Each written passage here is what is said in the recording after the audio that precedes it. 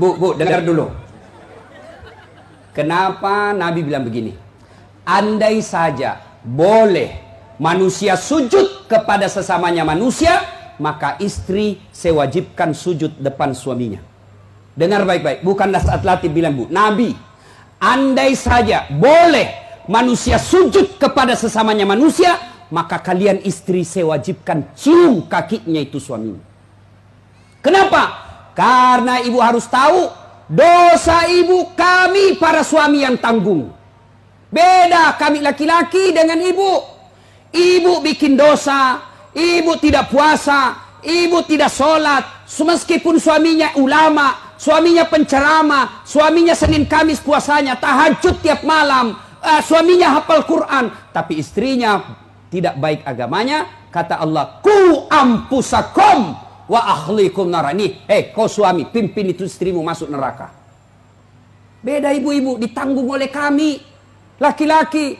Suaminya tukang judi, suaminya pengedar narkoba, suaminya peselingkuh, suaminya pemakan haram, tapi istrinya istrinya baik, rajin sholat, taat sama suaminya, perintah suaminya diikuti. Meskipun suaminya bajingan, tidak ada urusan. Suami masuk neraka. Nabi jelaskan kepada ibu, Bu, lihat ini, kata Nabi kalau bahasa kita, Bu, lihat ini 7 pintu surga, tadkhulul jannati bisalam. Silahkan ibu pilih mana pintu surga yang ibu mau masuki. Itu enaknya jadi perempuan, ditanggung dosanya sama laki-laki. Beda kami laki-laki, ibu tidak tanggung dosa kami. Maka ibu-ibu, yang pertama tujuan suami itu bukan cari nafkah. Ibu yang perlu cari dari suami bukan mendidik yang utama, tapi yang utama adalah cari ridhanya suami. Jangankan ibu keluar rumah, Senin Kamis saja diharamkan oleh Allah apabila tanpa izin suami. Saya ulang, jangankan keluar rumah, Senin Kamis ibu puasa sunnah tanpa izin suami, haram puasa itu, Bu. Contoh, pengantin baru, suaminya cuti 3 hari, istrinya langsung, Bang, saya puasa Senin Kamis ya. Kata suaminya, saya sengaja cuti ini karena saya mau dapat jatah siang-siang. Tidak boleh ibu puasa tanpa izin. Ya? Jelas? Jelas ibu? Jelas? Dengar lagi. Ada orang bertetangga, marah ini tetangga, lapor sama Nabi. Apa pasalnya? Sakit ini bu tetangganya, dia datang panggil anaknya, seorang perempuan. Bu, ibu mamanya lagi sakit, datang ki pergi lihat ki. Apa kata ini ibu anaknya? Mohon maaf, suamiku pergi tugas, saya dilarang keluar rumah sebelum suami saya pulang.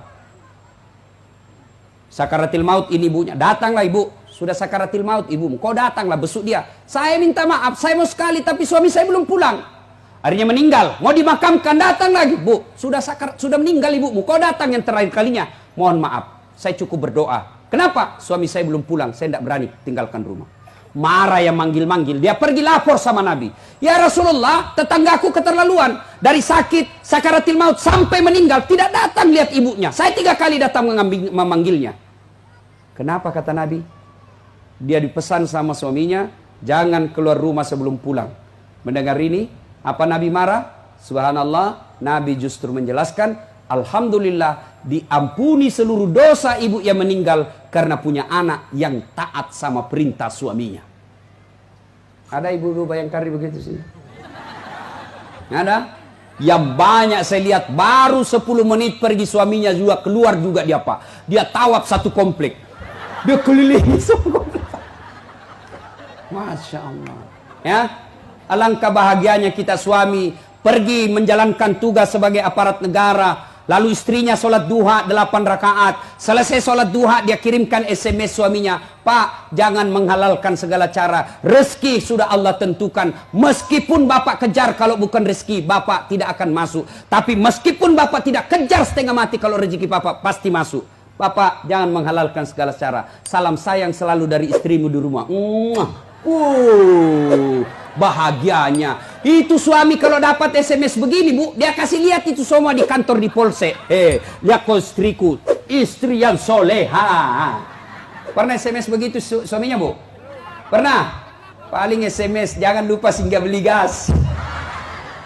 Masih baik kalau gas, kalau pembalut. Saya pernah rasakan ini, Pak. Saya pulang takziah malam-malam, tiba-tiba mamanya cek SMS, Ustadz, habis pembalut. Allah haula wala quwata illa billah. Saya singgah di warung, saya berdoa, mudah-mudahan tidak ada yang kenal saya. Begitu saya bayar, tiba-tiba ada ibu-ibu bilang, Ustadz beli pembalut. Langsung aku bilang, biar daripada saya melahirkan, Pak, Bapak juga jangan tipu suami istri. Pak, jangan pernah nipu istri. Alasan rapat, ternyata pergi merapat. Saya dipanggil komandan, ini namanya istri kasihan kalau sudah lapor, komandan, iya Pak silakan lari, ternyata pergi merapat. Pak, kadang saya ditanya, Ustadz kenapa pangkat golongan saya tidak bisa sekali baik Ustadz, rezeki saya bilang Bapak dosa sama istri. Gimana Allah mau bukakan pintu rezeki kalau orang yang setia menunggu Bapak di rumah Bapak khianati? Ya? Masih ingat waktu menikah? Apa kita ucapkan waktu menikah? Bapaknya bilang begini yang perempuan, saya nikahkan engkau dengan anak gadisku ini dengan mahar tunai karena Allah. Siapa yang kita jadikan mahar? Siapa yang kita jadikan jaminan? Tunai karena Allah. Kita ambil anak gadisnya orang, dihalalkan anak gadisnya orang atas nama Allah. Allah yang kita jadikan jaminan. Kapolres saja Bapak jadi jaminan. Kalau Bapak salah gunakan, dipindah Bapak, Pak. Kalau perlu dipecat. Saya atas nama Kapolres ini diminta untuk, padahal itu bohong. Marah Kapolres, Pak. Apalagi Allah. Maka Bapak kalau sengsara hidupnya, susah rezekinya, koreksi. Mungkin Bapak terlalu banyak mengkhianati istri. Gimana Allah mau bukakan pintu rezeki? Kalau istri suka marah-marah, Bapak, kalau istri suka marah-marah, rumusnya diam. Jangan, kalau istri marah, minta penjelasan, lebih diam. Kalau perlu makan obat tidur. Karena itu perempuan kalau dia sudah marah, dijelaskan, tidak jalan otaknya, Pak. Apalagi kalau dia bilang, pokoknya, sudah diam saja, Pak. Dijelaskan tidak masuk akal. Sudah dijelaskan tidak ungkit lagi yang 10 tahun yang lalu. Kenapa ini semua ini. Sudah lewat 7 tahun masih tidak ungkit-ungkit lagi. Pada dia bilang sudah berhenti mak. Bertengkar itu dulu. Maka lebih Bapak minum obat tidur. Kalau dia ngomel Pak, maklumi saja. Kenapa? Dengar baik-baik.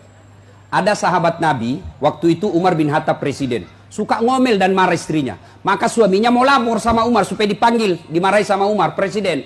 Begitu dia mau lapor sama Umar, dekat dari rumah Umar, dilihatnya Umar juga dimarahi sama istrinya. Pulang dia bilang, presiden aja dimarah, pulang dia.